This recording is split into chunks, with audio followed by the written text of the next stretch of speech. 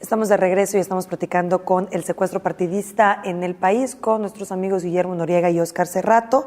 Y antes del corte comentábamos cuando los ciudadanos se dan cuenta, se percatan que puede existir ese tipo de negociaciones que aparte nos molestan y que además entendemos que se puede negociar hasta un Estado entre dos partidos o más. Entonces, ¿por qué de pronto perdemos credibilidad o se pierde la credibilidad o perdemos la fe o la confianza o el significado? Olvidamos qué significa la palabra democracia y lo que es el voto. Lo que es el voto, sí, mira, qué bueno que tocas ese tema porque, primero, cuando el ciudadano se da cuenta, cuando nos damos cuenta, decimos, ¿para qué votamos? ¿Para qué votamos si todo ya está arreglado? Si el pleito está arreglado, si todos hacen lo que quieren. Si todos hacen lo que quieren. Sí. Entonces, lo que están buscando es que la gente no vaya a votar. En este país, el abstencionismo es gigantesco. Y si a eso le sumamos el voto acarreado, comprado, cooptado, el voto libre en este país es una minoría del universo de votantes. Confieso haber perdido mi fe en los partidos políticos. Me niego a perder la fe en la democracia y perder la fe en el voto. ¿Tú crees que tu voto cuenta entonces? Yo creo que mi voto cuenta desde el momento de que voy libremente a ejercerlo. Quizás no sea el voto decisivo, pero el momento de que yo pierda la fe en el voto como un mecanismo válido de buscar el cambio, es el momento que tengo que declarar que he perdido la fe en mí mismo y en mis compañeros ciudadanos que creemos que México merece un futuro mejor. Acabo de confesar que no he perdido la fe en los partidos políticos. La confianza y la fe en los ciudadanos pensantes que aspiramos a un México distinto, me niego a perderla porque en ese momento es abdicar a pensar que mis hijos van a tener un futuro mejor que el mío. Quizás ustedes no se acuerden, pero yo cuando nací, yo nací súbdito. Nací en un país que no había democracia, que no había libertad de expresión, donde el gobierno nos decía qué leer, qué ver en televisión y dominaba nuestras vidas. En este tránsito de ya algunas décadas, no quiero decir cuántas, hemos ganado espacios en libertad de expresión. Hoy podemos decir libremente lo que pensamos. Nos mandan algún que otro mensaje y un que otro coscorrón, pero en general somos libres en nuestro pensar y en nuestro decir. Hemos tenido experiencias en otros estados de alternancias positivas, pero el México que hoy vivimos tiene más posibilidades de lograr avanzar a una democracia plena que el México en el que yo nací, que era un México de un solo partido, donde no había ninguna posibilidad para que alguien que pensara distinto a la clase gobernante expresara su sentir. Tenemos que buscar los mecanismos para romper este cartel o esta mafia partidista. Existen los medios legales. Algunos pensamos que mediante el litigio estratégico vamos a lograr cambiar cosas, inclusive si tenemos que llegar a la Corte Interamericana de Derechos Humanos. Existen las candidaturas independientes. Existen cada día más medios independientes que se atreven a ponerle los puntos sobre las is. No son muchos, pero en esta progresión de una aspiración democrática hemos avanzado. Nos frustra, o por lo menos me declaro frustrado, ante la clase, si se le puede llamar clase, porque muchos ni eso tienen, política que ha secuestrado el ejercicio de lo público para usufructuar sus rentas en lo privado. Había un escritor por ahí que decía, estamos gobernados por una élite parásito, y los parásitos son aquellos que chupan la vida del organismo del cual son huéspedes. Los partidos hoy en día en este país se han convertido en unos parásitos. ¿Cuál es el antídoto? ¿Cuál es la medicina? Pues ir a votar en suficientes números, conscientemente, Y si hay que votar por independientes, pues hay que votar a independientes. Ningún independiente va a ser químicamente puro ni nos va a gustar mucho. Pero tenemos que buscar el camino pacífico, democrático y propositivo. La otra alternativa ya le vivió Latinoamérica. Se llamaban golpes de Estado y eso no quiero para mis hijos. Y no hace mucho. Guillermo. La generación de nuestros papás, hablando ya de generaciones atrás, y no quiero revelar tu edad, Oscar, pero la generación de... Pero más o menos nos digo.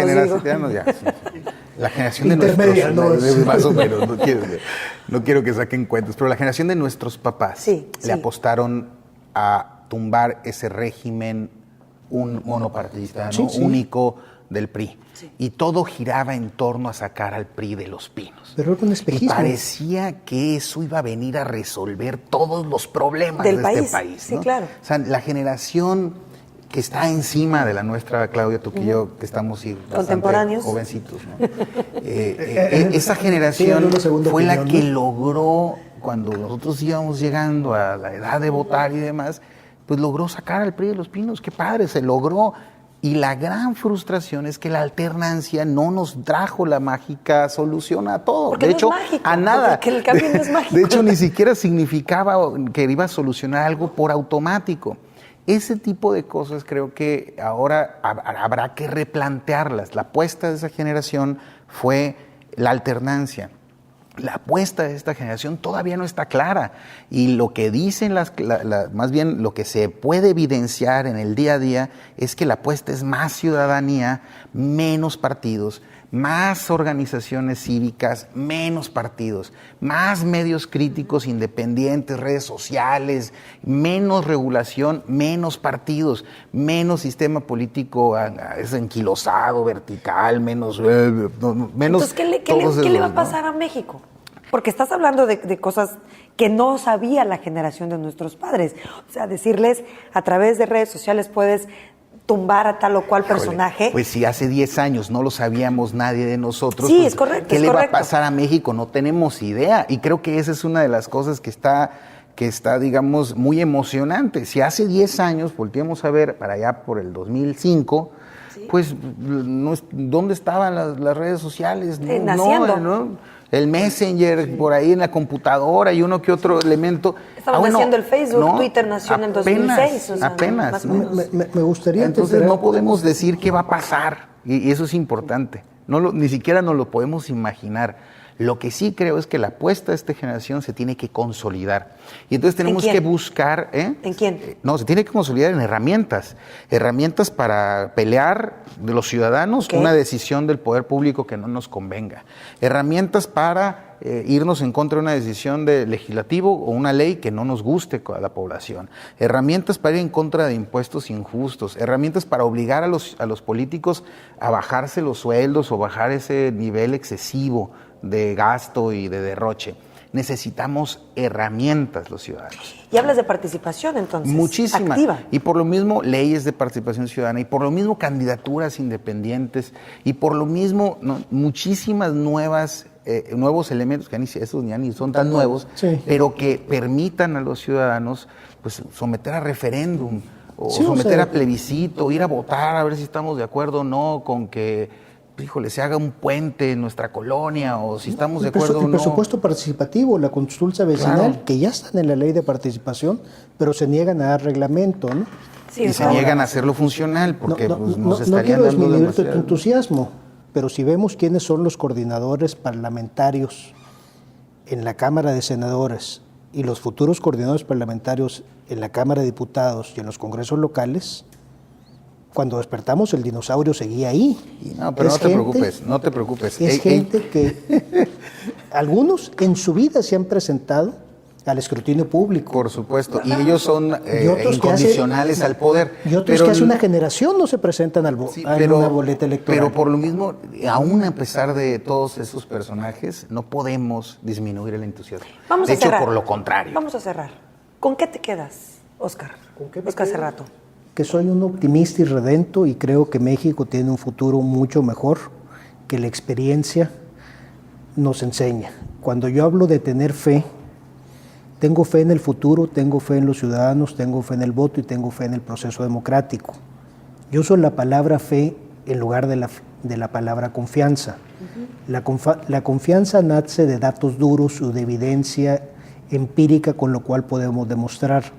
La fe, así como la fe que tengo en Dios, nace de ese pensar y ese aspirar de que las cosas van a ser mejor, y creo que el camino democrático y el camino de empoderamiento ciudadano y el camino de educar a nuestros hijos en que el mundo no es como se les presenta, sino como ellos lo pueden construir.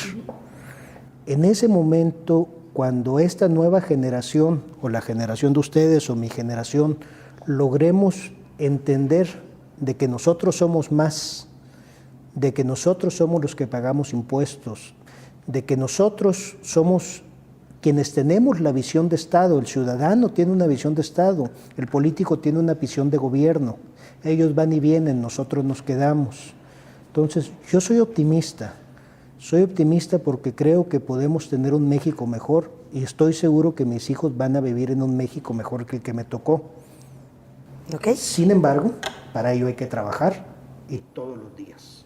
¿Con qué te quedas, Guillermo Noriega? Yo más bien, ¿con qué me quedo? Me gustaría cerrar con decirle a quienes nos escuchan y nos ven que no es obligatorio ser de un partido político, que es obligatorio ser ciudadanos con mayúscula. Y ser sus ciudadanos con mayúscula significa conocer tus derechos, significa saber cómo pelearlos, significa saber que puedes exigir tus derechos y que lo que hace el gobierno de ninguna forma es una dádiva o es un regalo o es algo, no. Ellos llegan ahí a cumplir con obligaciones y a proveer de servicios, educación, salud, becas, todo. Ninguna de esas es un regalo, son obligaciones que se están haciendo.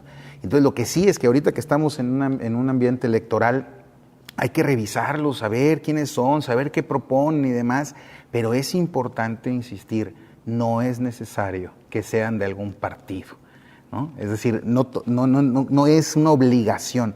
La obligación es ser ciudadanos con mayúscula. Con todo lo que eso lleva. Con todas las obligaciones, consciente. derechos, conciencia, conociendo las obligaciones incluso. Perfecto. Muchísimas gracias por estar con nosotros, Guillermo Noriega y Óscar Cerrato. Gracias a ti, Claudia. Yo soy Claudia Orduño. Hasta la próxima.